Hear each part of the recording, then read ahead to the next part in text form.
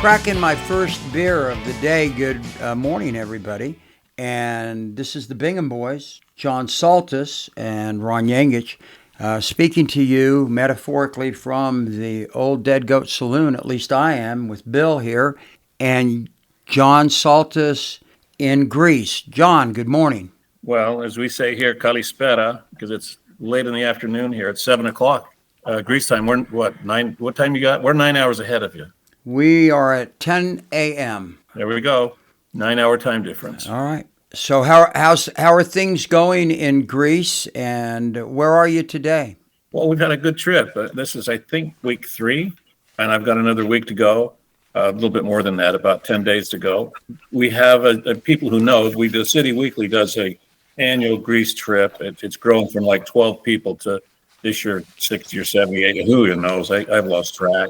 But we do it into 2 groups now, the Alpha group, we call it, and the Beta, 2 different tours. And they both do Athens. Everything besides Athens is different for each tour. So, we've moved around a lot of the country already. And where are you today? Oh, where are we? Yeah, sure. Today, now the Alpha group is left. We're in the Beta group, and we are on the island of Crete. I've spent about 5, this will be the 6th night on Crete. The village town that we're in is called Ironissos. It's not really a terribly significant town. It's a little bit more of like a Malibu kind of area of California, or the Mazatlan of Mexico, but it's not quite Cancun. It's not really a town that is renowned for history or anything like that. But it's in a location that it's allowed it to a lot of growth here, so that you can get to other places from. It's fine. We got a great hotel, and the water's fine, and that kind of stuff. The waters in Crete are fabulous. Well, so what has been the highlight of your trip thus far? Well, always, Ron. I think we talked about it last time, the Acropolis and going up Acropolis Hill, the Parthenon, and all the ancient, the golden age of Greece structures and philosophies that were begat of ancient Athens, from Pericles to the generals to the philosophers, and all happened in Athens. And the monuments that remind us still today of the values of what they taught future generations way back then, 2,500 years ago, on how to behave as a society, on how to value things like art, culture, how to love one another, empathy, even the word that I've found out here was not a very popular word the past few weeks for some reason. Oh, with some people, not with everybody, but with a few. Yeah. So it's been a great experience there. But I think the highlight is something that can only be explained if you've been to Greece before, can understand how this happens. And we were on the island of Rhodes, and we went to the harbor. We were on a bus. We needed to catch a 4-hour ferry to the next island called Karpathos, where we were moving to for that evening and then spending days.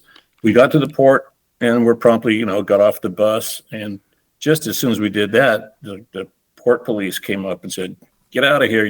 There's no ferries leaving. The winds are too high." The Beaumont scale hit 8 or 9 or something that day, and that's when they shut the ferries down. So the ferry that we're looking at 50 feet away was actually disembarking people. And we were stuck on the tarmac, if you will, whatever they call that area around the port, and going, holy shit, now what do we do? And so I started making phone calls, and people are looking at me, standing by their bags in the hot sun, and what's going on? Nobody knew.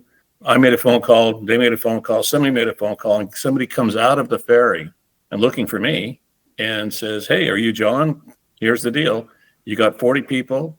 We'll give you 10 rooms with 4 beds in each room, and everybody can have a place to stay." And our crowd didn't really like that. And I said, "Well, your option is to pay for a bus ride somewhere else, find a hotel somewhere else, and be back here at 6 a.m. It was a lesser of 2 options. So we get on the ferry, and we have the entire ferry to ourselves. This isn't a small ferry.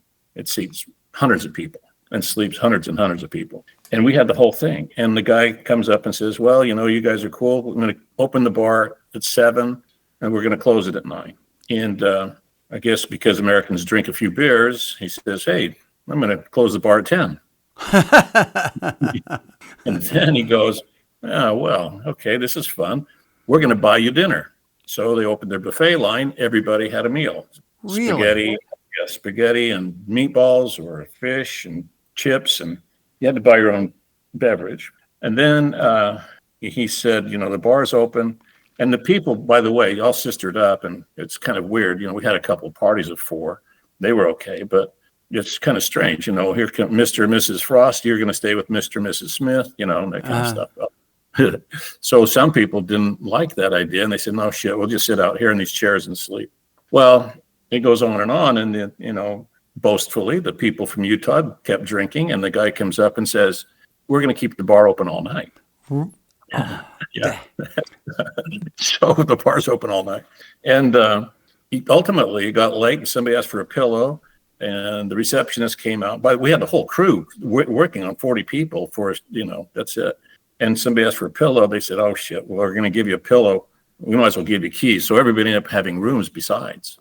So they put everybody into rooms. This is Blue Star ferries. For anybody who's ever traveled in Greece, you'll know what they are. They're big. And no one aboard except us. Everybody got a night's sleep. The only caveat was we had to get off the boat at 6, out of the room by 6 so it could be clean, so that the next people boarding at 8 a.m. could have a clean room. That was the only caveat. So next morning, we left our rooms, sat in the lounge again. Hi, everybody. Bartender's still there. And, it was cool. So that's something that doesn't happen in the USA. It doesn't happen. We've had 3 phones lost. All 3 phones were quickly found by making a phone call or 2. The proprietor of somewhere put it behind the counter. The bus driver made a U-turn from the mountains and came back and returned the phone.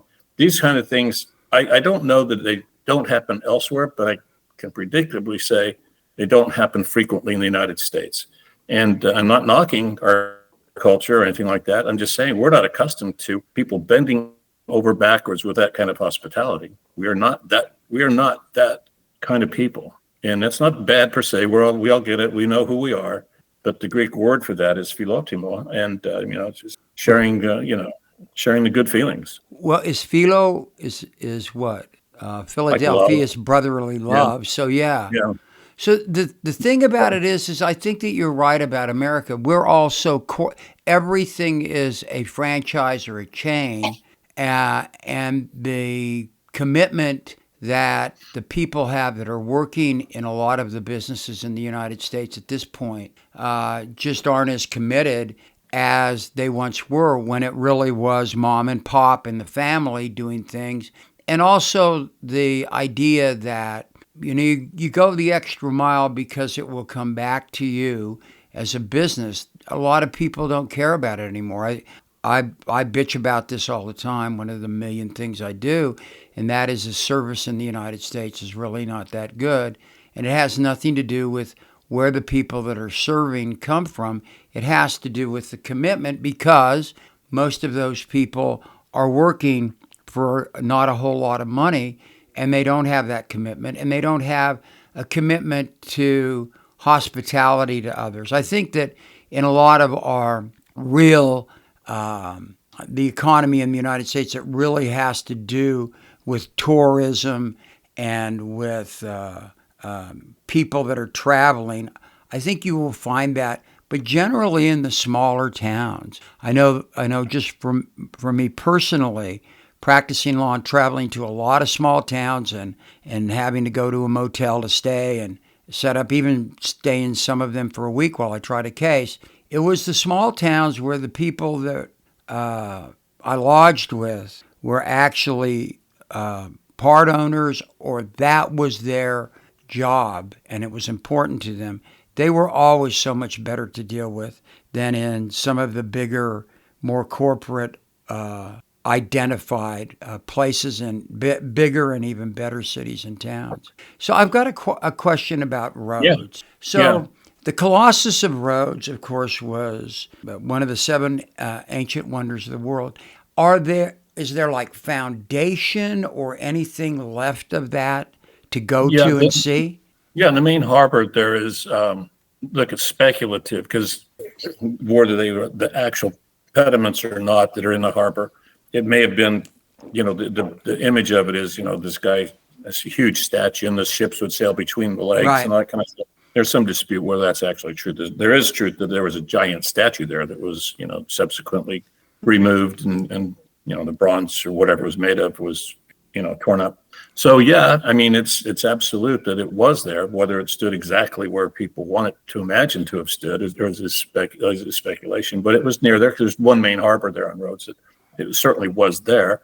But now that harbor, when you come in and face it, it's a giant fortress. The castle of the oh gosh, I forget the knights. Yeah. And they came through the Crusades and just built this massive, castle. Looks like, what's this doing in Greece, But if, even in ancient history, there are castles all over Greece that just don't stand because everybody built a castle on top of the hill for purposes of protection.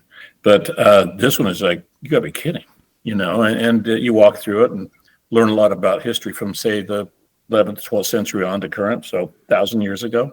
When in Malta, there's a similar harbor castle when you go to Malta, which is really kind of cool. That is an of the places, and I haven't traveled anywhere near as much as you, but Malta is a place I'd like to go back to. I enjoyed it. Kay and I both enjoyed it a great deal when we took a cruise. And I may have mentioned this, something that my father, who loved to swim and was in the Coast Guard during World War II. I get seasick easy, and I can't swim, and so I'm probably not somebody that needs to go on cruises like that. But I enjoyed Malta when we landed there. I thought that was really an interesting, fascinating historical place, and of course, it's got ties to Greece and Italy too. But I have one more question for you. Yeah. Speaking of being in Athens, and the famous places there that we talked about last week, I was thinking about Socrates as I went through my thought process about what's happened here in this country, and Socrates being a kind of a roving teacher in a way. He was a gadfly in a number of things. But this is kind of a stupid question, but one that's important to me. So how we say Socrates, what do you say in Greek? Socrates? Well, I don't know how ancient Greek was pronounced, but yes, Socrate. Okay. Because every letter in the Greek alphabet has a particular sound. It's if you know the alphabet, you can read Greek. So we're just putting those letters in the order they're in, Socrate. But I've never, like Zeus. We say Zeus, but they say Zeus because in their language and so on. But yeah, it's you probably got it right. All right. I'll just add to what I was saying a little bit ago, like you mentioned Malta. American travelers don't really think of Malta as like the place to be. And it's same with Greece here. So like most Americans don't travel to where we've been. I'm telling you, for days, we never heard English spoken. I mean, I'm sorry, we never ran into fellow Americans. We ran into people from everywhere except America. And there's Rhodes, Carpathos, and Sitya on the far eastern side of Crete, which, just are places trafficked by Europeans much, much more than the Americans. Americans are married into Mykonos and Santorini, the glory spots, and same as the rest of Europe. People think of, I got to take a Roman vacation or a Parisian vacation, but they don't go to Malta. And despite the history there, and it's a real shame because, well, you can see beauty in Mykonos and Santorini. You don't get a real flavor of Greece there on the Greece history like you do when you go to different tracks. Like you, when we went to the next town where we stayed 3 days ago, we're sandwiched between two 4-star hotels, whatever. We're currently under one in Carpathos, beautiful hotels. And I think by luck, but in Sitya, we had a little mom and pop little operation. Is up in the hill a little bit and off the street, hardly any street lights and everything. And you look at it and you go, oh my God, what have we done? But then mom and pop come down and ask you how the hard-boiled eggs work. Can I get you a coffee? Here's a key. Here's some water. What can I? And that philotum of the hospitality of a Greek comes through. Everybody fell in love with that little place. They'd rather stay there with bare essentials. I mean, little tiny hard beds and a tiny shower with a little flimsy curtain, and a street that was not glitzy, and just to experience the real Greece. And it was. My experience that way is we're kind of drifting here, but I think it's okay. When I bicycled in Australia and New Zealand, when I was in New Zealand, I was bicycling alone. The tour that I had signed up for faded, and so I just did it on my own with the itinerary that had been given to me and the places that I was going to stay that I'd already paid for.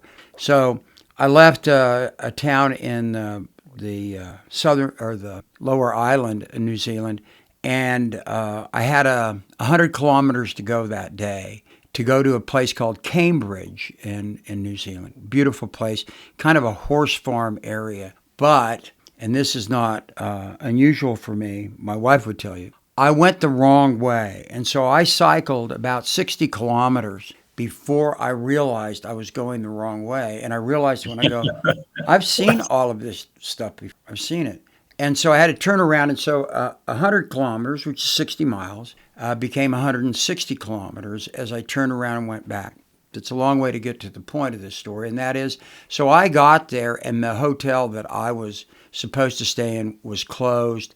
There was nobody there. So I went to the bar. It was just right down the block. This Cambridge is a little town. Went in, had a beer, and I probably was looking a little bit down on my luck there because I didn't know where I was going to sleep, and I didn't have any sleeping equipment. I was credit card touring, so I would put my bags on my panniers on a train that followed the route I was taking, and put it there on the morning, and they would be there when I got to the next town.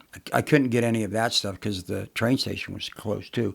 But be that as it may, so I'm sitting having a beer in the pub, and the guy goes, "Where have you been?" So, and I tell him my hard story. So he goes, "Okay, well, here, have another beer, mate. You've earned it." And he goes to the attached little hotel, and a guy comes in.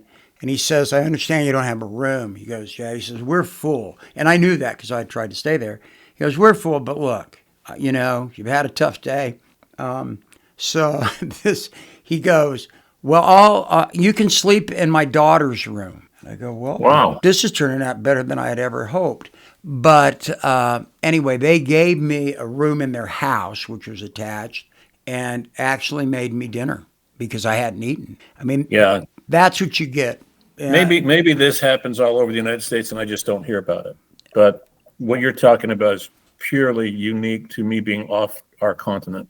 Yeah, I think that I hope it does, and they're good people.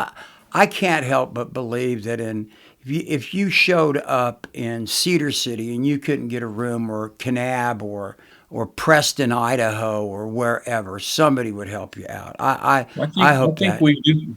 I think we probably would find it if we dared ask or dared possess it, that we reveal ourselves. But nobody's really revelatory back home now. We're kind of, do I wave a flag or don't I? Do I wear this color or don't I? Do I say these things in this company or don't I? And we size up everybody all the time. Yeah. And it's just, it's like, well, kind of did that when I was 6 years old. Why are we doing this again? No, and I'm sure you're dark. I darken up a little bit if I work out in the sun, but I don't do that anymore. But I mean, I think for a lot of our brothers and sisters who have more melatonin in their skin color, I think that there's probably a lot of fear about that too. But there's one other thing about Greece that has touched several of the people that listen to us, and one of them is a friend of mine named Hillary, who goes to the Cathedral of the Madeleine. Great lady. By the way, her son is just she got two sons, Thomas and William. Sadly, their grandfather and them are Phillies fans, but we don't have to go in that. But he's going to be a great catcher when he grows up. Just a really wonderful young man who loves baseball. But Hillary said she loves to hear about the Greek word of the day that you have been talking about since you've been in Greece. So I found a Greek word, which I think is kind of interesting, and the word is stethoscope. And so this is an unfair quiz to you. Do you know what that means in Greek? Well, or where it comes from? I know, well, just by looking at it, I know, I'm pretty sure it's a Greek root, but the word stethos, it's chest or breast. Exactly. So, but the back part, scope, probably an ancient Greek word, but it's not. I don't think it's a currently used Greek word. So it comes from the word Scopein, Skopein, and it means to explore. Oh, okay. So but it comes from, it was invented, I found this fascinating, by a French physician named René Laennec. And he found himself, as all doctors did at that time in the early 19th century, as medicine progressed, they would determine how good your heart was beating by pressing on your chest, on your breast. And he was very uncomfortable, as most were. Apparently, it was something that was discussed among the medical profession then, putting your hands on a woman's chest and manipulating your hands so that you could feel the heartbeat. That troubled him. And then the alternative was to put your head on the patient's chest to listen to the rhythm of the heartbeat. And so he decided, he realized that sound travels better through a solid object or tube.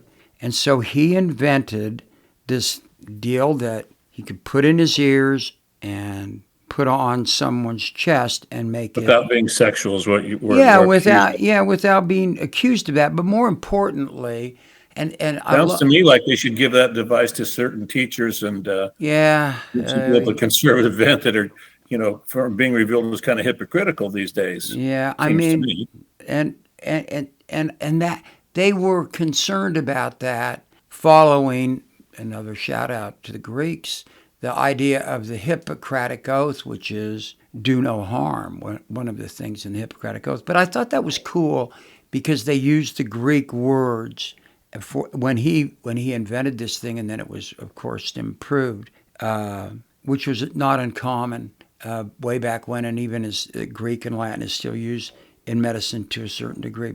But I thought that was an interesting word, and I hope Hillary likes that word today. It's a good word. Yeah, it is a good word. So you're having fun and you're doing well, and I'm pretty disconnected. I haven't turned on the TV since I leave September 6th. I've not seen a TV broadcast of any kind. Haven't picked up a newspaper. My news comes, if I get it, just through social media, people sharing things or sending me emails and different stuff like that. Well, everything. One of the things that has happened, and we're not going to get to this right now, of course, is the shooting, the killing of Charlie Kirk here in Utah. We're going to skip that for a minute. And there are some other things that have happened. I'm just wondering, I'm going to mention a couple of them and ask if there's been any, interplay between people that you've spoken to there about them.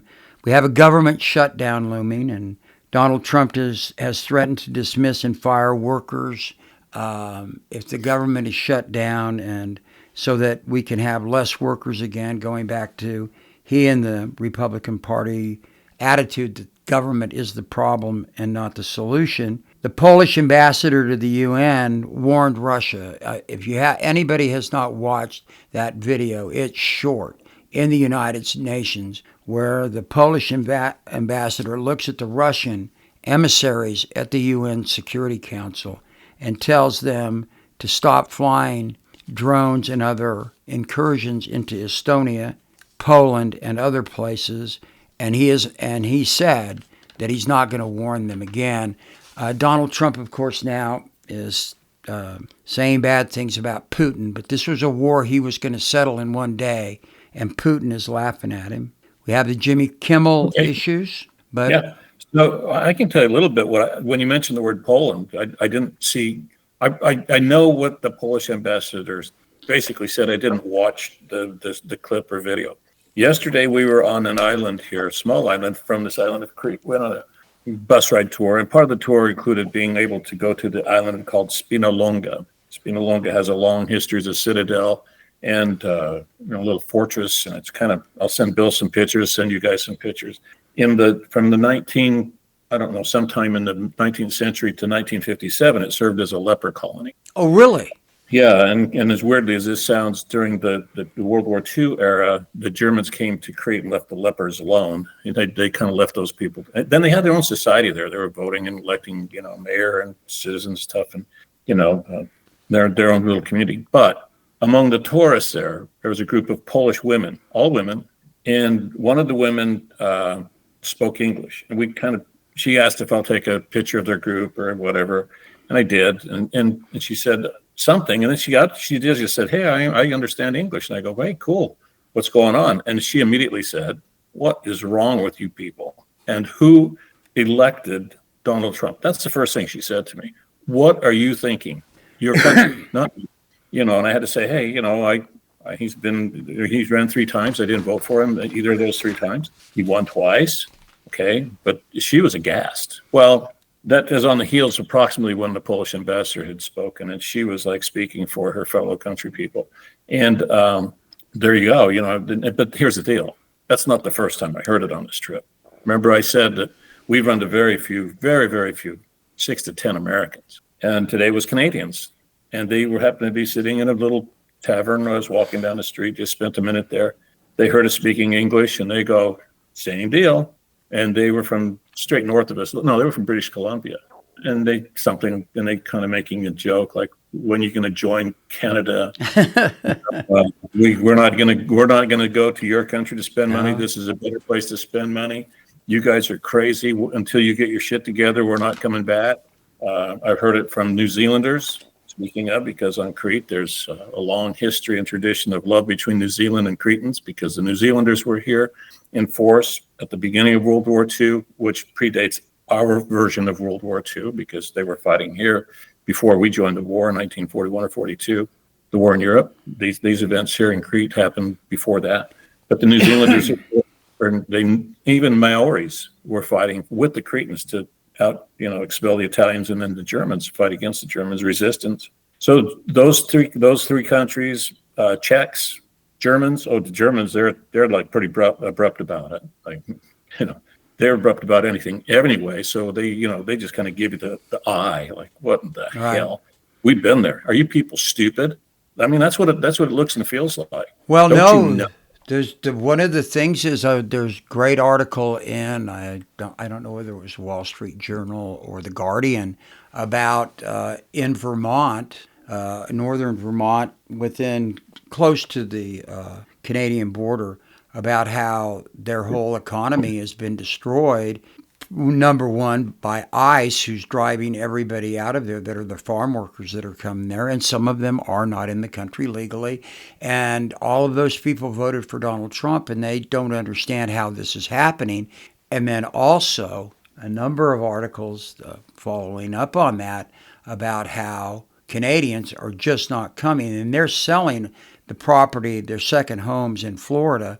The housing market in Florida is in turmoil, but more importantly, the small shops and other places in areas like Orlando and other places that I've never been to in Florida are really having a real problem. And Las Vegas has lost tons of the movement from Canada, the Canadians that come down and spend time in Las Vegas to gamble. And what about the Chinese that don't go there? Yeah, I haven't read anything about that, but the idea that you can, in a sense, challenge everybody else about being stupid and wrong, which is what Trump did at the UN as well, and to look them in the face and then talk about how great you are and what a dump the UN is, and that he should remodel it, and all of those things. How could you not respond to that? Certainly, if Macron came here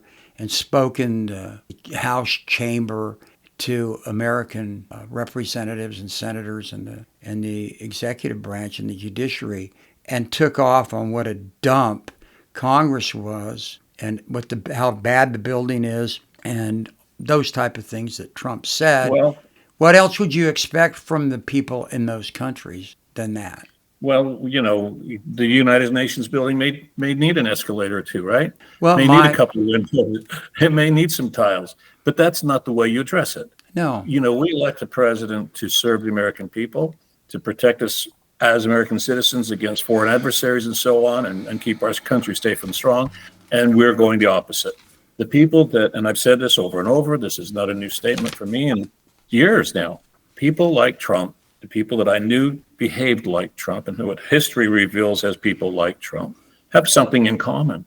And that is they don't really give a shit about anybody. No. You're a useful tool for as long as you're a useful tool. And when you're no longer a useful tool, you're going to be shat upon. Look at James Comey, look at Bolton, look at all those people who were useful tools for a period of time. When they weren't useful, he found somebody to go after them. And so, and in fact, you can say whole segments of people are that way.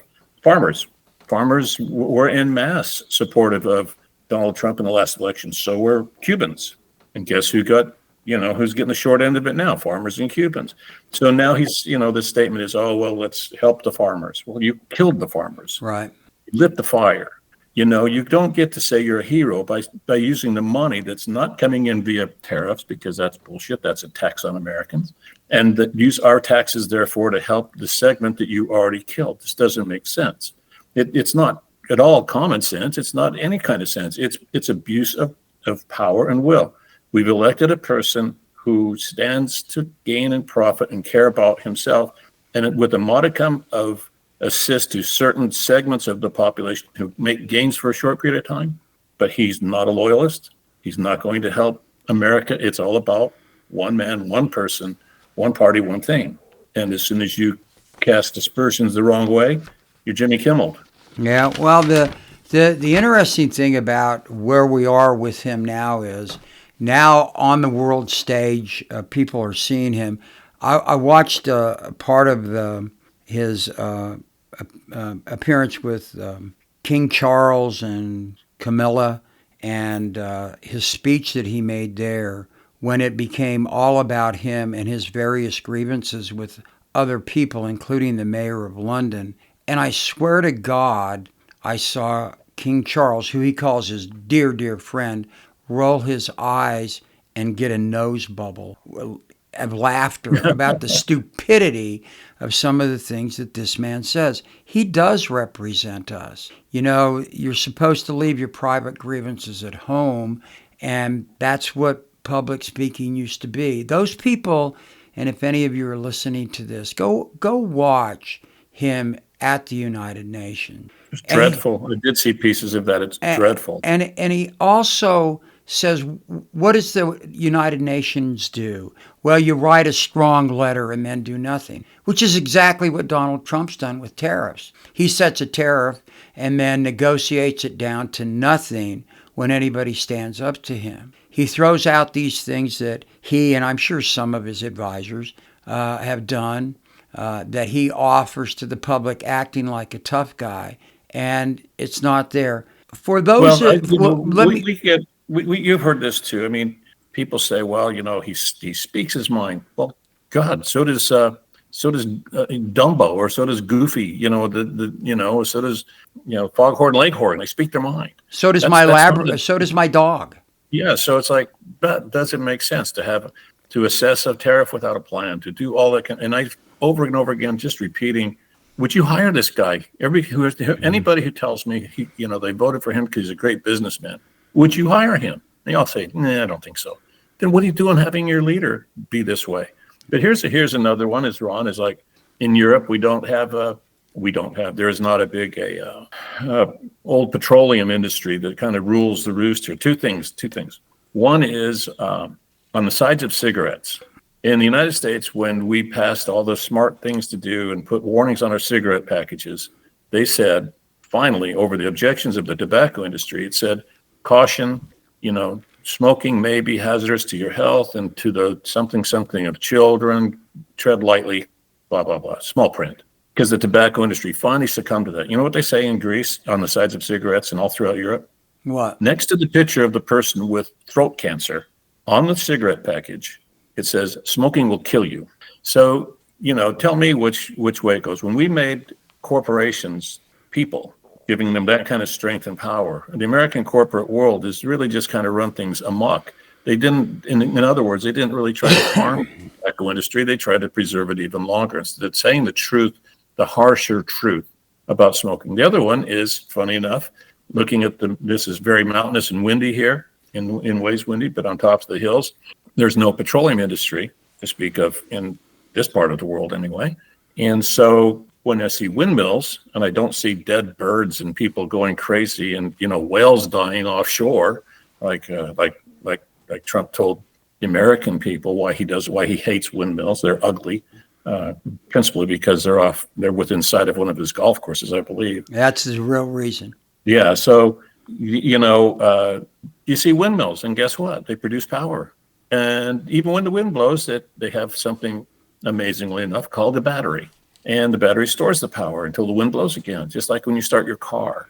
So these people are speaking nonsense to the audiences out there, like, before Congress saying, well, we can't have solar because the sun doesn't shine every day. We can't have wind because the wind doesn't blow every day. And yet they use a battery every day. They turn on a flashlight. They push a button and it opens their car door. The battery. So anyway, I see windmills here, and everybody sees windmills like big deal. They produce power, clean power. And it's not like it's driving the whole island or anything, or any places we've been, but I've seen it all 3 islands I've been on. And so why not? Because the petroleum industry isn't backing enough congressmen to kill it. Well, the thing about running your government the way we do relative to elections is something for an entirely different look from the Bingham boys. But those of you out there that I've recommended this before, pick up Rick Riley's book, Commander-in-Chief, because everything you just said, John, and I know that you read a little bit of that book, but you haven't read the whole thing, gets to a point where Donald Trump goes to Scotland. His mother was Scottish, and you would think that he would be welcomed there with open arms. One of the Scottish people that responds to Riley in this book says, if it was anybody else than Donald Trump, we would have given them Aberdeen, Scotland, simply because he became the president of the United States.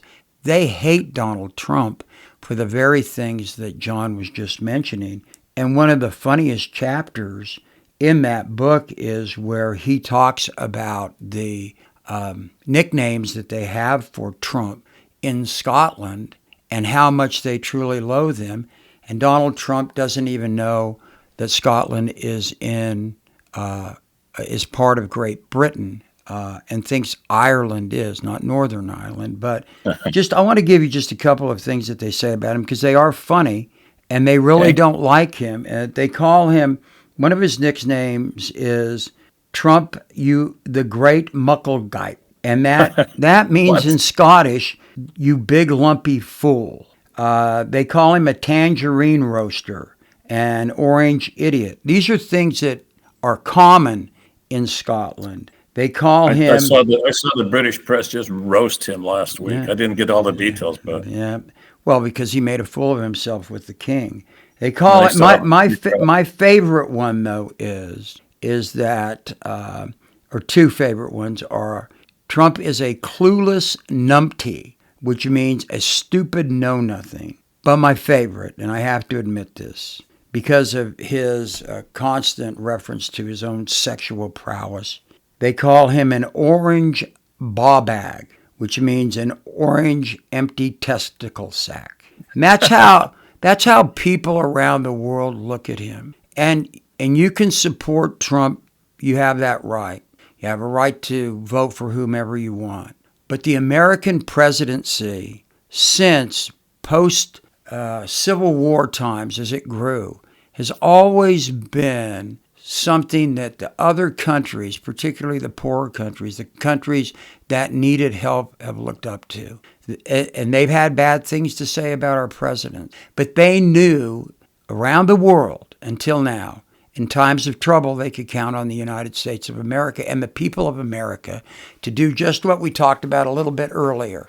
You're in need, we'll help you. We're gonna give money to Africa for AIDS prevention and treatment. We're going to give money to sub-Saharan Africa to prevent Rwanda happening again. We are going to be part of the United Nations, and we're going to support it.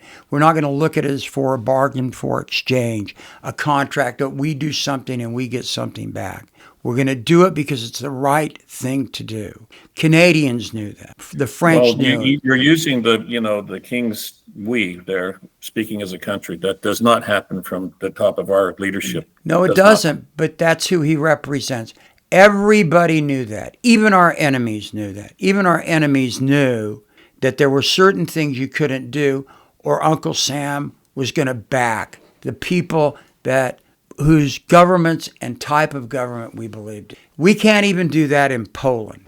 We can't do it. We have to bring the president of Poland to the White House and get excoriated by Donald Trump and J.D. Vance, and in a way that was totally disrespectful, not only to Vance, but the entire Polish people and the people from the Balkans and from Eastern Europe, are allies. Well, we've said it, and it's not new. Again, if you want to support Trump, just defend the guy properly. Don't think defending Trump is calling me a Trump derangement syndrome person. No, I've got truth. The people on the other side have truth derangement syndrome.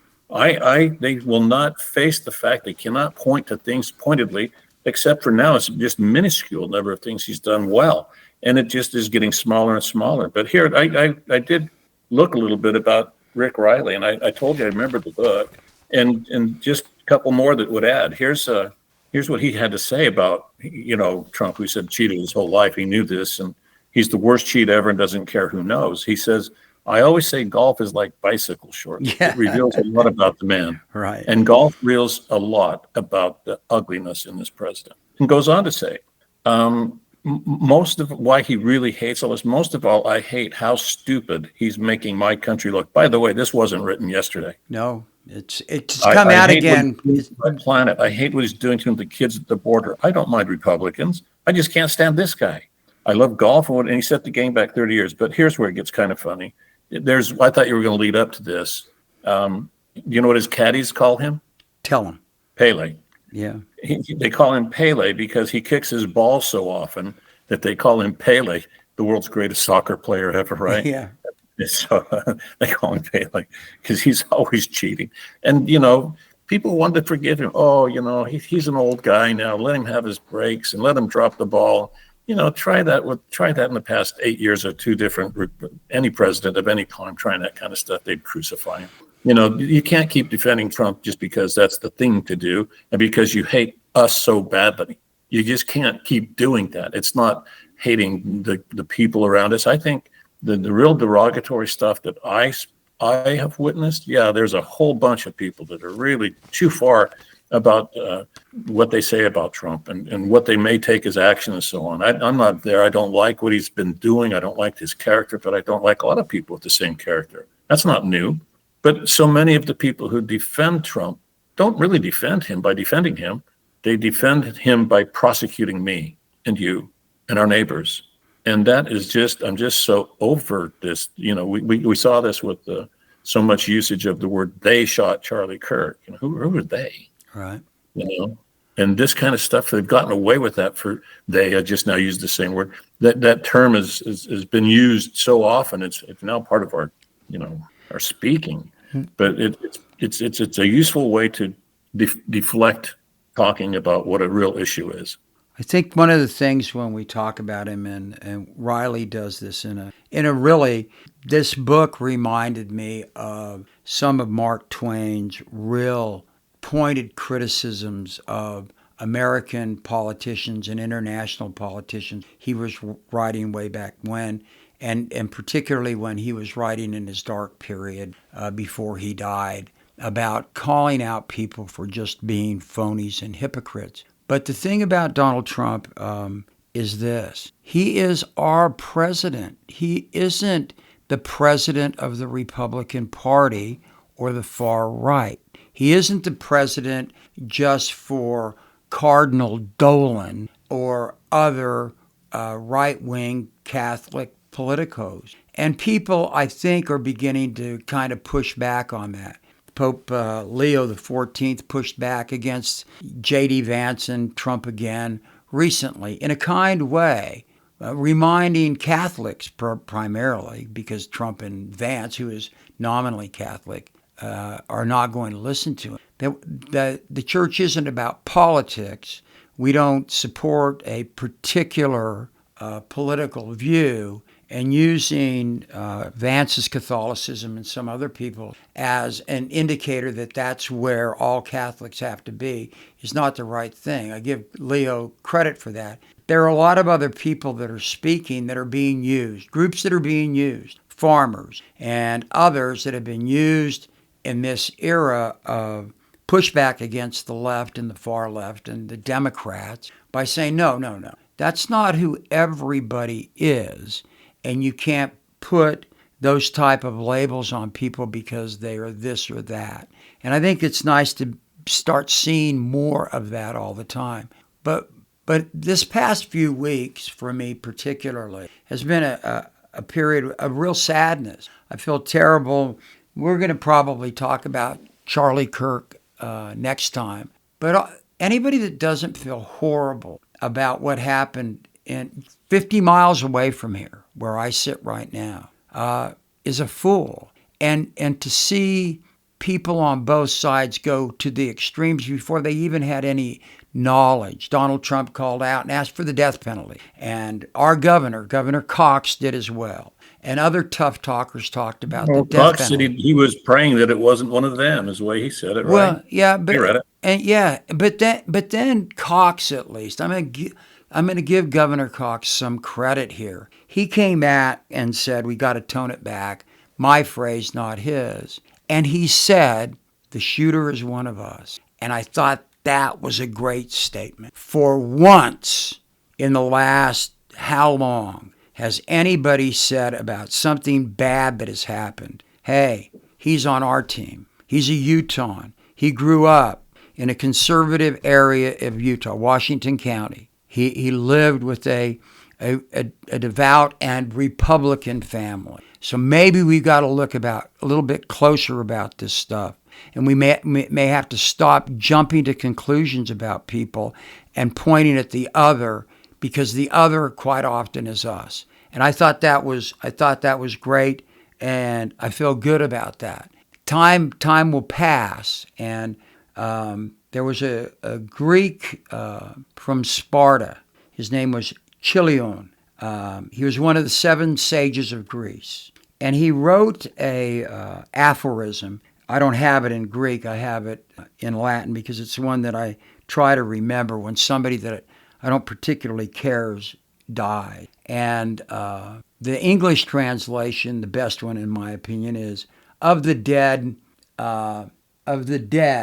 not anything but good is to be said. And I think that's a wise thing to think when a public figure dies. It's easy. I've heard so many people say they wish the bullet would have been a few inches to the left that when Donald Trump was shot at. Yeah, that's awful. I don't like that for 2 seconds. I don't feel good about that. Also, we've talked about martyrs on this program. You know, martyrs can't speak for themselves. We can't know when somebody is killed as a martyr how they would have really felt about things in many instances when we make secular saints particularly. But I think that's a wise thing to do. On the other hand, you know, Shakespeare said, Mark Antony says about Julius Caesar, the evil men do lives after them, the good often tear with their bones. Indeed, right. We're entitled, after a period of mourning, to begin to focus on who Charlie Kirk was. And John, I'd like to do that next time. Fine. And about, again, wishing his wife and his children and those who loved him our best, and those of us who pray. I prayed for him and will continue to do, but also pray for healing of the country. Right. You know, it was the last time we did a program, and that was from Athens, and I did say in it, and we talked about it, the next thing that'll happen soon enough will be the creation of a martyr. We didn't define which it would be, you know, far left or far right, but it's seemingly coming to pour. And it's not because you or I wear, you know, the Nostradamus lens. It's because, you know, even recent history, ancient history, these things, Shakespeare keeps happening. Ancient philosophy keeps happening. Wars are fought over the same thing. It's kind of principally the same stuff over and over. The names are interchangeable at a certain point, but not the outcomes. And it's not unpredictable when societies behave a certain way that the next things that happen are not going to be unique. They're going to be things that history, poets, playwrights, songwriters, all the people who document our histories have documented. It's the reason why, by the way, when we were in Rhodes, why the fascists came through and destroyed the libraries, because they wanted to rewrite their own history. Right. Because if you look at the old history, then you tend to be cautious, and people come in and destroy books, ban books, do things to schools and education. Next thing you know, you're indoctrinating people who said that we cannot stand for indoctrination. And it's funny how that kind of just cycles through, and then pretty soon the people who are so against it become part and parcel of it. It's something that we have to think about, and that those people include people on our own side. I mean, the original Christians that did so much good, and so many were martyred in the debates about what was actual proper doctrine in the 3rd century. Particularly, there was a group of Christians called the Gnostics, and the Gnostics had a different view of what Christianity was supposed to be, and there were pogroms against them. Many were killed and they were driven out. And it's where in 1940, we found so many interesting books written by those Christians that at Qumran out near the Dead Sea, by a group of Jew/Judaic early Christians in some people's view, and they were called the Gnostic Gospels and Gnostic texts, that we learned a lot more about it. But they had to hide their books and bury them because they were afraid of the power of the Christians that had political power from destroying those books. It's all of us. It is. I'm in the land now. I've got to run. I'm sorry, because it's now 8:00 here, but I do have a commitment I got to do. But just the word martyr in and of itself, in Crete, we are going to see martyrdom, like you've never seen before. Tomorrow we're going to run through a monastery on the way to our next stop at Arkady, where I think it's 800 or 900 people were inside of a monastery upon it blowing up and killing all the citizens rather than surrender to the Turks. And there's some debate about who lit the fuse. That's martyrdom, and there are monuments to this all over Greece. There's a martyr here, a martyr there, martyr there, and it's not something that's taken lightly at all. And the scale of it, though, is incredibly different than what I'm seeing, at least. Again, I'm not home and watching it all, but I respect the soul and the duties and so on of Charlie Kirk. But I don't know. At this point, it's not about him. Some people are taking control of the documentation of it and making him what they want him to be, and that's no longer martyrdom, and it's taken away from his legacy, whatever it was. So, I agree, and again, that's why to go to the Latin, we'll leave Charlie Kirk alone, and we'll let that rest for right now. We should. It's quite painful, particularly in our backyard. Right. So we used that's one of the things I said early on a couple of weeks ago. I said I'm from Utah, and somebody looked at me in Greek. That's where you shoot people. I go, holy, please.